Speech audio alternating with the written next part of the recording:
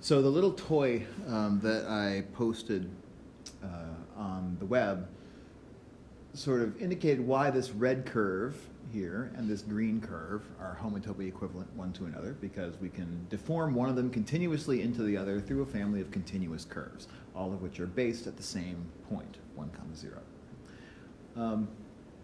But if we want to get sort of more insight into how homotopy works to define a group, every group in abstract algebra has an identity element.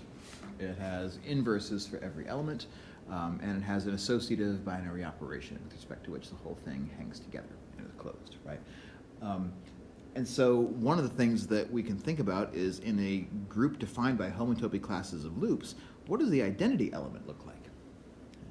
So what is an example of a loop which, if I were to multiply, in other words, concatenate, stick one loop together with another loop, multiply by that loop, that I would get the same element back, right? I wouldn't notice that I multiplied by that loop. And one way to answer that question is to think about, let's take this, this loop here, the green one. And we saw that it was homotopy equivalent to the unit circle, but there's another thing to which it's also homotopy equivalent. I can just take this curve and shrink it, shrink it, shrink it, shrink it, shrink it, until it disappears completely, right? And that's somehow special in homotopy, because if I take this new curve, which I get by, well, I can parameterize it, a curve which just remains at a single point the whole time, namely the base point, I can parameterize that by r of t equals 1, 0, right? It's a constant loop. It never leaves home. That this green curve and the constant loop that just stays at the base point for all t, right, those are homotopy equivalent one to another. And so we give that actually a definition just so that we can have a shorthand for it. We say that a loop is, and there's a number of different terms that we can use to call it, but the term I like is contractible. We can contract the loop down to a single point if it is homotopy equivalent to the constant loop.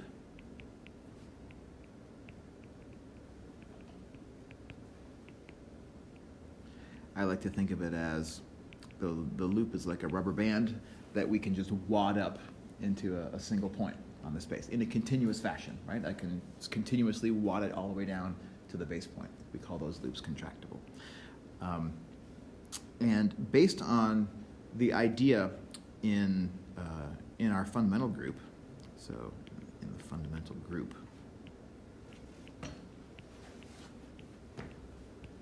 of a topological space,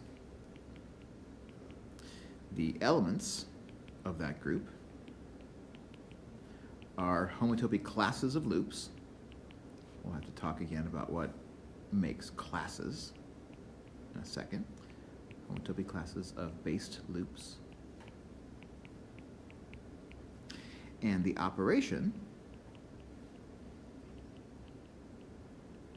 is concatenation, where we form a new loop from two loops by following one and then following the other.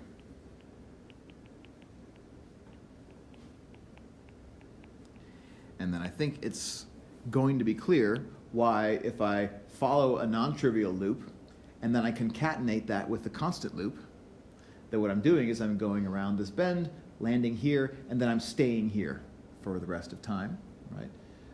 And that we'll be able to see is equivalent to having gone around this loop and not having remained at this base point for the rest of time. So when we're thinking about homotopy, the question is, what are we focusing on? For example, in this homotopy equivalence between the green loop and the base point, is the homotopy one of these or the other, or is it all of them in between? I would say it's all of them in between. Right? The homotopy describes this whole family of loops that get me from one of these into the other. But more to the point, we're studying homotopy because we want to blind ourselves to it eventually. we want not to see the difference in our algebraic structure, in our group. We don't want to see the difference between this red loop and that green loop and this constant loop.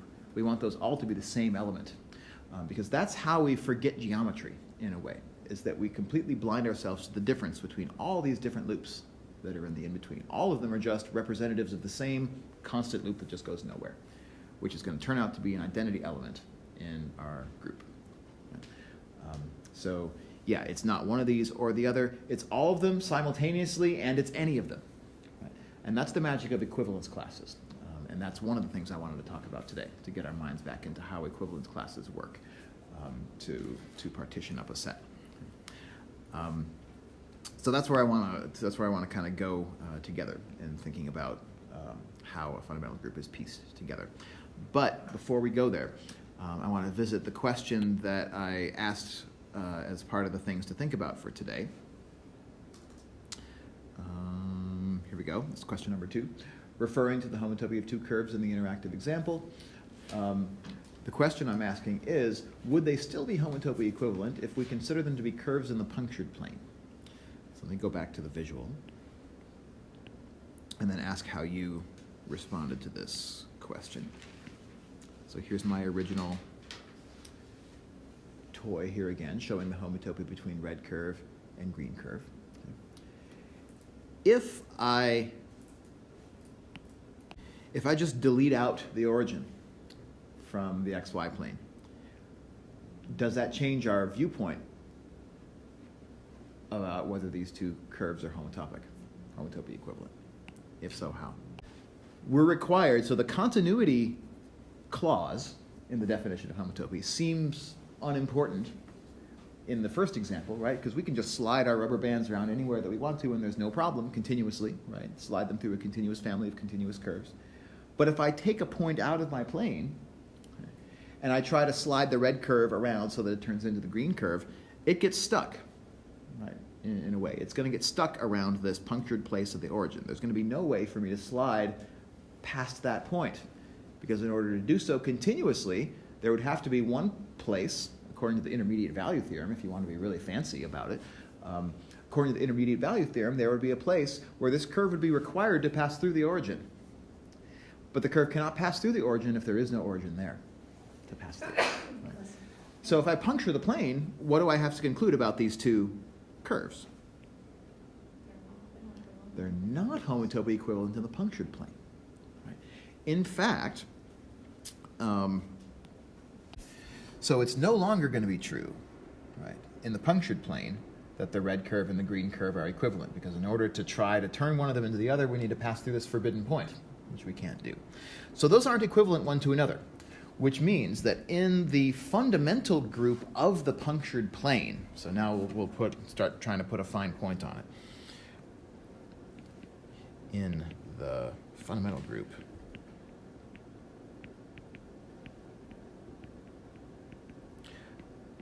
of P, which is what I'm going to call the xy plane minus the point at the origin,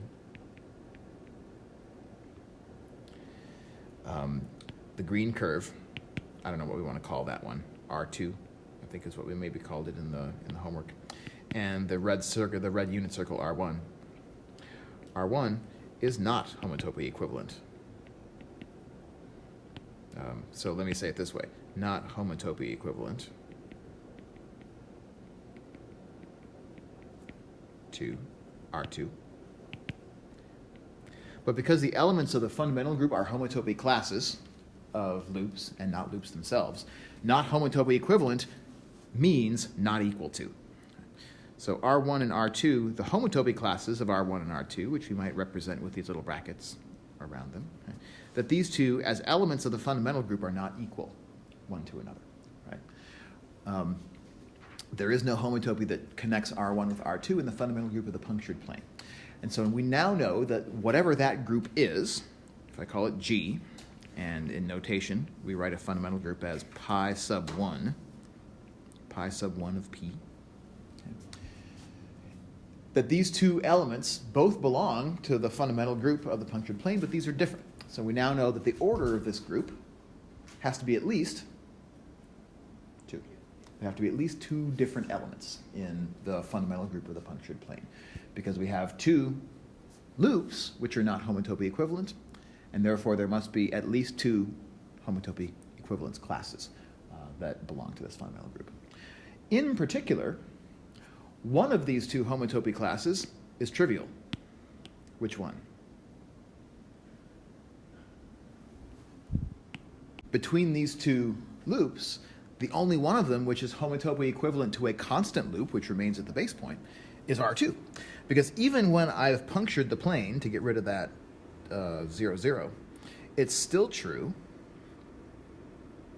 that I can crush that green loop down to a point. There's no problem with that homotopy because it doesn't involve that punctured point at the origin. I can collapse the green loop down to the constant loop. But can I collapse the red loop down to the constant loop? No, because if I try to do that, I would have to cross through that forbidden point at the origin. So this is a bit like, sometimes I like to think of this picture as I've got a tabletop in the XY plane, and then I put a big pole here, infinitely long pole that just goes right down the middle of the table, right? And then I've got some rubber bands laying on my table. Right? Some of them are laying over here, where I could just crush them down to a point without worrying about them getting stuck around the pole. Some of them happen to loop around the pole, and those I can't collapse down to a single point because they get stuck. They get stuck around the pole. However I want to move them around, they're always going to, what we say, link that pole there in the middle. So what we might say, then, is that this loop over here on the right, R2, the homotopy class of R2, is not equal to 0 in pi 1 of the punctured plane. Sorry, I meant to say is equal to 0. That's the one that we can contract down to the constant loop, which is our identity element, which I'm going to represent right now as a 0, just for the sake of argument. But R1, on the other hand, is not equal to 0 in this fundamental group. Okay. So the punctured plane has at least two elements in it. How could we tell whether or not there exists more than just these two elements in the punctured plane? Are there other ways that we can link a based loop around this puncture at the origin, which are different than the way in which this red circle loops it? What do you think? So it's a little trickier when we think about orientation. Is a clockwise curve that's linked around my puncture homotopy equivalent to a counterclockwise curve?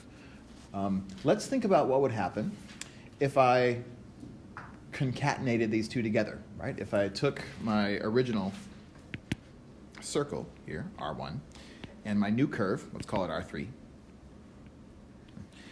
What am I going to get if I combine those two things together? R1, I'm going to say circle R3, like this. So what would that curve look like? What would it do? Let's say I draw it in blue here for a second. Concatenation means I would start here at the base point.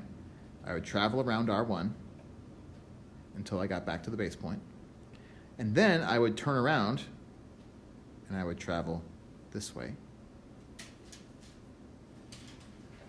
along R3 until I got back to the base point.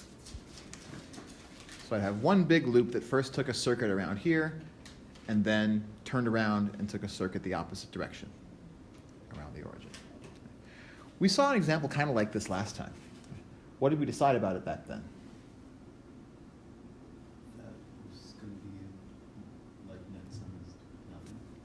Net sum is nothing. How does that connect with our intuition? Why should we believe that concatenating these two things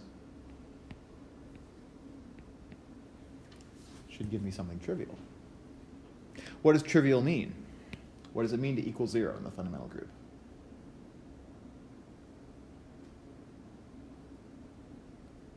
What did it mean that this green loop was equal to 0 in the fundamental group? That's right. We could squish it all the way down to just a constant loop that never leaves home, right? So why should we believe that R1 combined with R3 can be squished down to a point? Well, I've kind of given it away a little bit in how I drew this little piece of the curve, right? Because what have we done? We've gotten clockwise around this pole, but then we've instantly doubled back. Yeah, it undoes it. It gives me a little thing that I could tug on right here, and I could just pull this part all the way back and around, and then squish it back down to the base point, right? So, yeah, R1 combined with R3 gives us a contractible curve. Yeah. Now, I have a question. So what we've convinced ourselves of now is that whatever this R1 is in the homotopy group, that it, there exists another element, R1, let's call it R3, which is the inverse of R1, right? That's what it means to be an inverse, that we combine it with that curve, we get the identity. Right? And we can check that the same is also true for R3 circle R1 in the other direction, right? For the same reason, that if I first follow R3 around and then I follow R1, I'm making a sharp turnaround right here that then allows me to undo the loop and collapse it down to a point. So that means that another way that we could say this is we'll just say that R3 is R1 inverse. R3 is the inverse of R1. And since R1 is non-zero, that means that its inverse is non-zero as well in this group. And again, I'm using 0 here, which I really shouldn't. We need to earn the right to use a number like 0 to represent a group identity, because usually 0 represents the identity in a group which is abelian, in which the operation is commutative.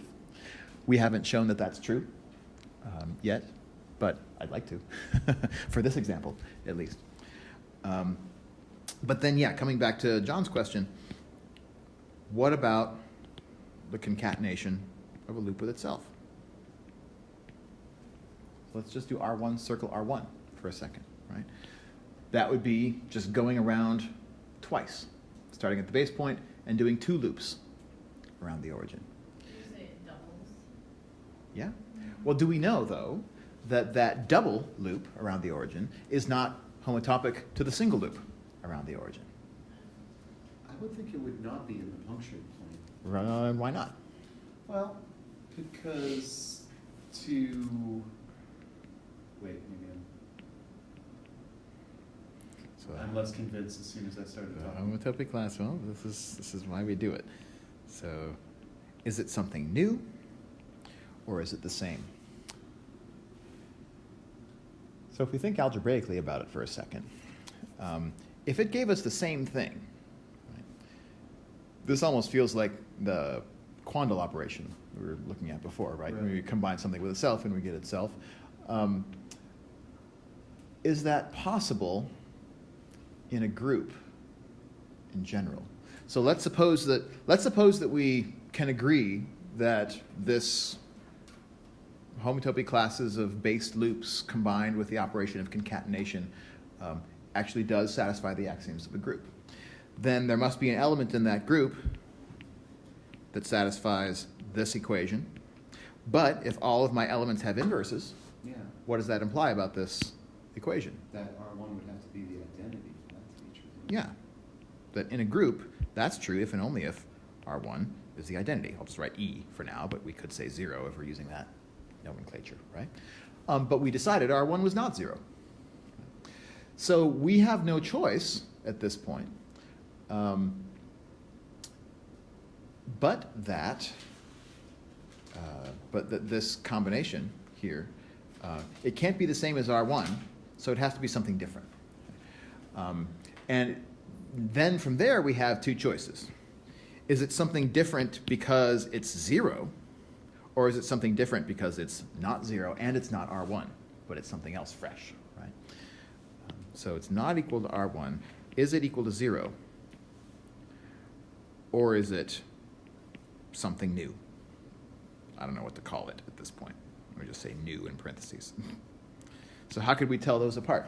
If I take 2 loops around the puncture in the same direction, is the result going to be collapsible to a single point?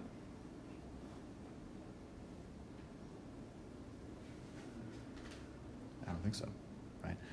For the same reason that 1 loop around the origin was not collapsible to a single point. Right? There's no way for us to take that double loop and bring it back, crush it over to the point at 1, 0, because we'd have to cross that forbidden origin. Right? So that means that R1 circle R1 is not trivial, and it's not equal to R1, so it's got to be a new thing. And that same argument repeated inductively will convince us about what about R1? So the elements in my fundamental group, so this is kind of what we're doing right now. We're building up what is a set of elements here. We've got the homotopy class of 0. These are my contractible loops, like R2, for example, right, is one of the loops that belongs to this homotopy class. I've got R1, which is a non-zero counterclockwise transit around the origin. We also had R1 inverse, which was my anti-clockwise circuit around the origin. But then if I concatenate R1 with itself, I get a new thing. I'm going to call it 2R1. 2 loops around the origin, right, in the same counterclockwise direction. What about 2 loops in the clockwise direction? Yeah, 2R1 inverse. If I did 3 times, that would be something new again for the same rationale that we just used for 2. 3R1 inverse, and so on, and so on, and so on.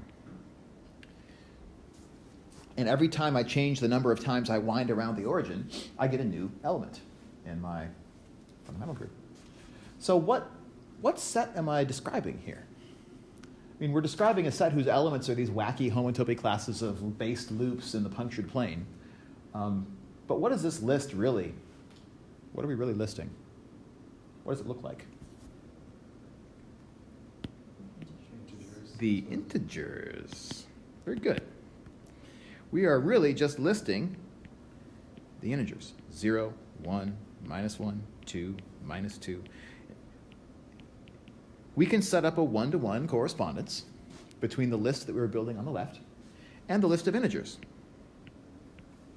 Not only can we set up that correspondence as lists, but also all of the arithmetic that we can do over here, all of the addition that we can do, addition and subtraction that we can do on this side, is reflected by the same addition and subtraction in the integers. Right? If I take my loop here, R1, and I concatenate it with 2 more copies of itself, I'm going to get 3 copies of itself. Over here on the other side of the black mirror, 1 plus 2 is equal to 3. Right? So not only is this a one-to-one correspondence of sets, but it's actually an isomorphism of additive groups. I'll just throw out some $40 words for you. So this tends to be how algebraic topology works. Right? That we have an object, right, a topological object like the fundamental group of a space. We learn as much as we can about the elements that are there until we come up with a conjecture and say, oh, really, if we want to understand what this group is abstractly, this group is really just the same thing as the integers up to isomorphism. So let me push this one step further and get us to another definition. I'm assigning to the element R1, my 1 counterclockwise loop around the origin, I'm assigning that in my isomorphism to the number 1. What is the number 1 telling me about R1? Just in words, like what is it? 1 counterclockwise. Yeah, 1 counterclockwise trip around the origin, right? What -1 would tell me 1 clockwise loop around the origin. Yeah, exactly. So these numbers over here end up getting called by various names, but we're going to call them linking numbers. Or the more general term in algebraic topology is winding number. For our purposes, they're both going to mean the same thing. But linking number is particularly for knot theorists, tends to be the term of art. Winding number or the linking number of the loops that we're looking at, right? Which, as you said, it just counts how many times does this loop wind around the origin. And if we know how many times a loop winds around the origin, we know exactly which homotopy class of base loops that it belongs to, and vice versa. Right?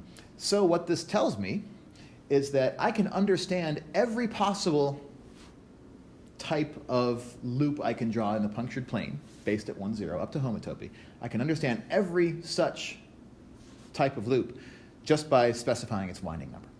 Right? And that's all there is to it. So what it does is it captures what I like to say, the essential shape of the punctured plane is captured by the group of integers. Right? You tell me a number, and I will tell you how many times a loop will wind around the origin correlated to that number. Different choices of numbers give me homotopically distinct classes of paths. Okay? And so this is a classic sort of way that mathematicians can study one structure by studying another structure. Because now we have a way of passing from thinking about loops and topology and passing over into thinking about groups and algebra. And a lot of questions that we can ask about topology, we can port them over into algebra land and answer them in algebra land.